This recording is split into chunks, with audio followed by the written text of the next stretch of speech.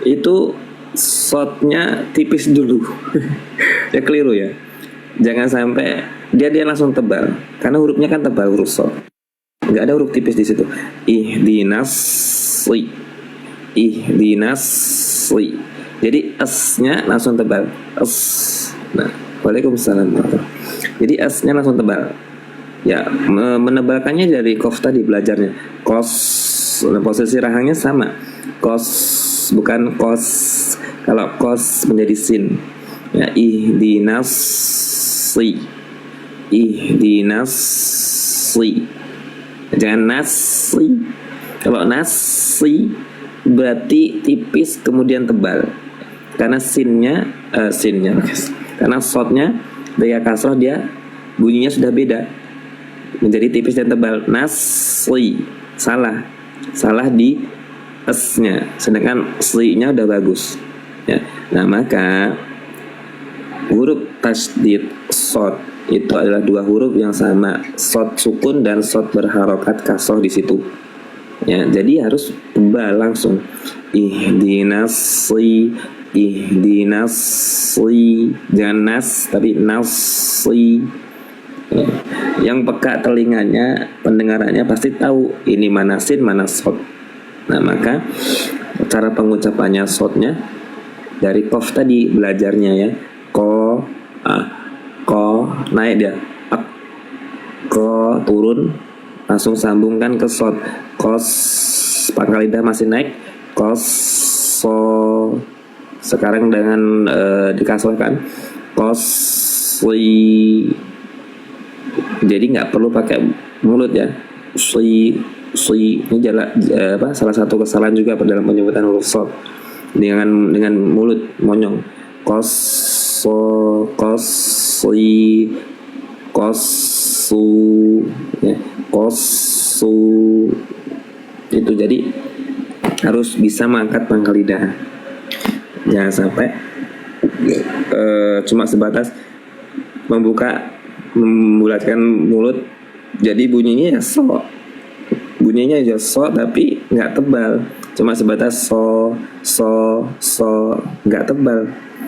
Bulatkan bunyinya, beratkan, bulatkan, beratkan. So dengan mangkat pangkal lidah, so dengan so kan beda.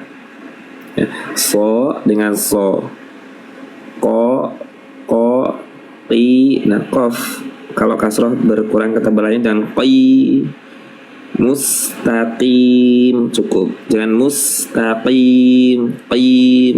Nah, jadi idbak nanti. Ya, jadi idbak kok. Jangan.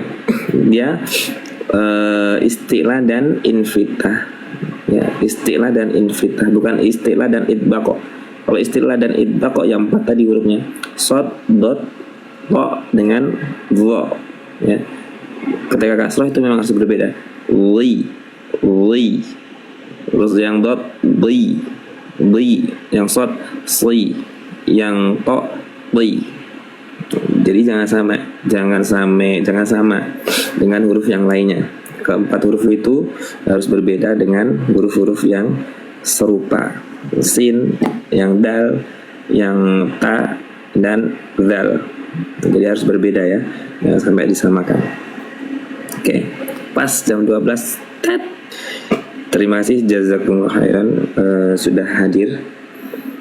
Iya, pasti mau turun gak enak. Padahal tadi sudah tak persilahkan kalau mau turun. Tapi biar jadi sambil ngelap keringat tadi di situ. Jadi itu ya, mudah-mudahan bermanfaat buat semuanya. Terus belajar terutama makhraj sifat ya, kemudian hukum-hukum tajwidnya.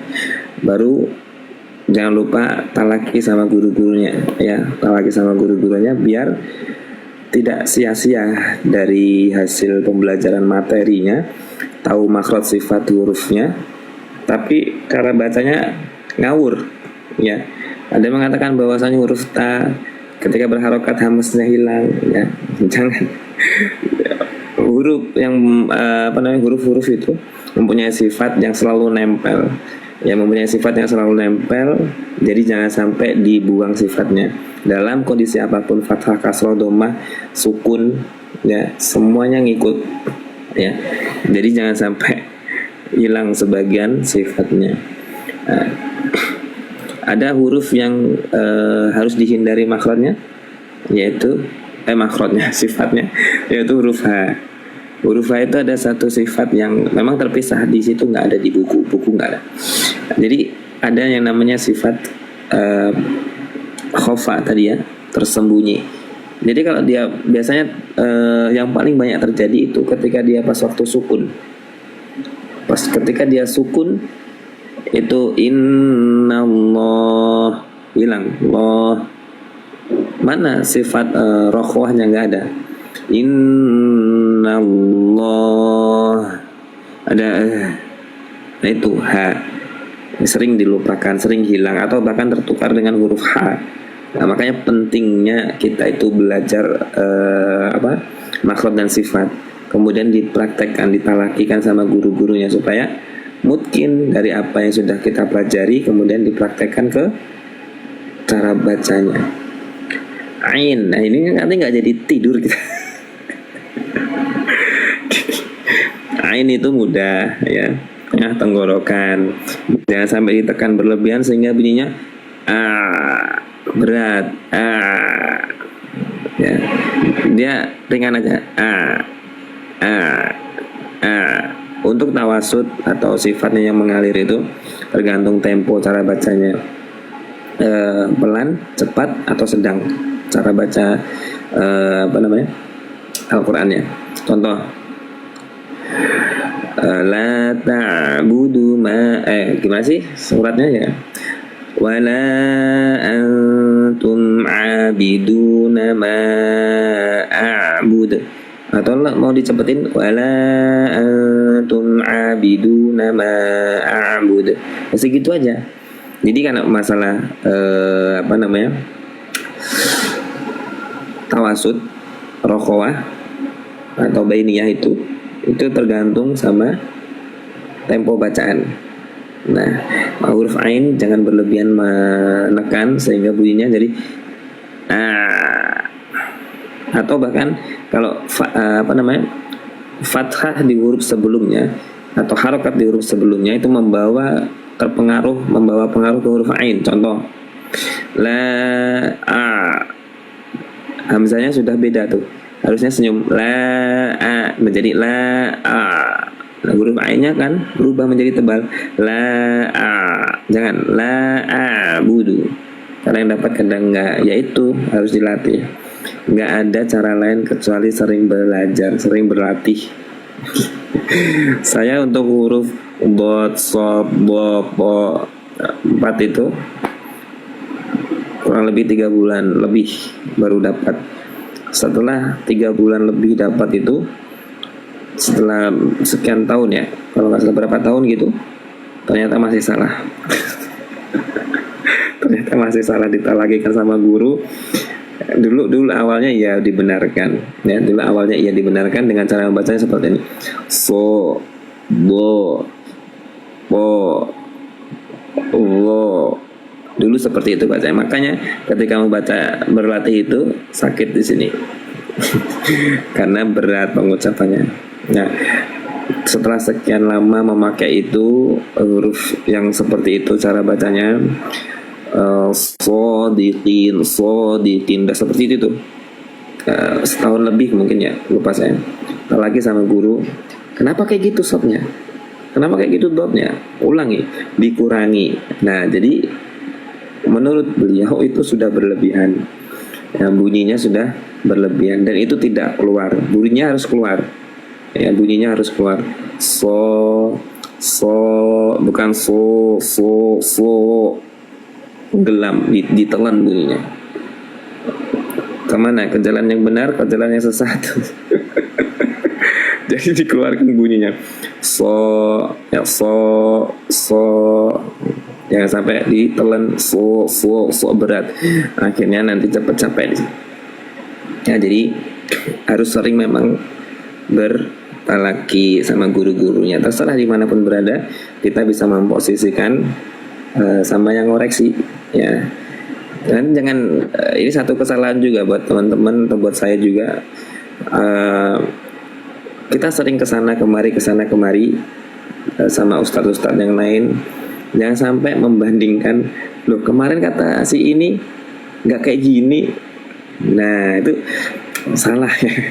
Jangan, itu nggak punya adab. Cukup kalau misalkan emang pengen dikoreksi di sini, ya ini yang dibawa, ikutin cara dia, cara ustadznya mengajarkan bagaimana. Misalkan di ustadz yang satunya baca shotnya so, ya ikutin aja. Resiko kita ngikut ke situ. Jadi harus ikutin karena dia mungkin punya riwayahnya seperti itu, talaki sama gurunya seperti itu.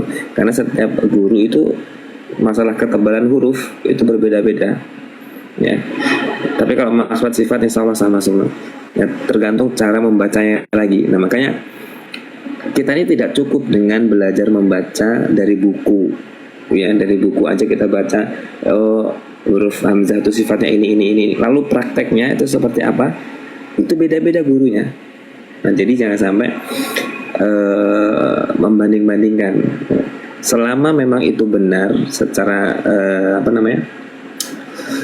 materi ya, secara materi tidak melenceng gitu. Misalkan nih hamzah nih kita bacanya kan kalau misalnya syiddah a, nah, kemudian di ustadz ini kok menjadi a, tapi dibenarkan, itu keliru ya, karena dia syiddah tertahan langsung mati.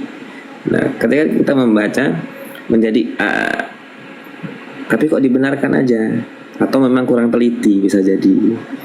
Nah itu keliru, tapi atau bahkan disuruh membaca seperti itu.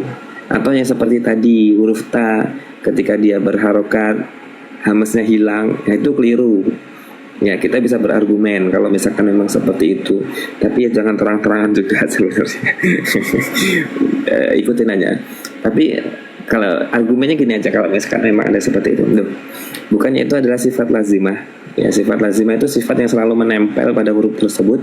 Jadi dalam kondisi apapun harus tetap tertunaikan. Setiap hak-hak hurufnya, sifatnya itu harus tertunaikan. Jangan sampai ditinggal salah satu, kecuali ya huruf yang punya sifat aridoh itu kadang tipis kadang tebal, kayak ro, kan ditinggalkan ro-nya ketika kasroh menjadi tipis kan, nggak jadi tebal. Ri, nah jadi berubah-ubah sifatnya, biasanya dihukum-hukum ya, di ikhfa-nya tebal, ikhfa-nya tipis. Nah itu nggak apa-apa. Tapi kalau sifat lazimah kayak jahar, syiddah, rokhwa, bainiyah, istifal, infitah, tawasud dan lain sebagainya, itu takrir ya, qalqalah, itu adalah sifat yang selalu menempel di huruf tersebut. Jadi jangan sampai ditinggalkan dalam kondisi apapun membacanya. Oke, kita sudah lewat 9 menit. Gak jadi tidur nanti ya. Syukran ya, jazakumullah khairan, semoga bermanfaat. Jangan lupa istiqomah terus untuk belajar memperbaiki bacaan Al-Qur'annya. Saya juga masih terus belajar dan banyak bimbingan juga dari guru-guru saya, dan apa yang saya sampaikan ini insyaallah juga dari guru-guru saya ya. Jadi saya hanya menyampaikan saja, tidak menambah dan tidak mengurang. Ya nambah-nambah sedikit guyonan aja. Jadi saya memang lebih banyak fokus ke talaki sama guru saya ya. Banyak juga koreksian. Nah apa yang sudah dikoreksikan dari guru saya praktekkan, saya sampaikan ya. Jadi biar ilmu itu nyambung terus ke teman-teman semuanya, tidak berhenti ya.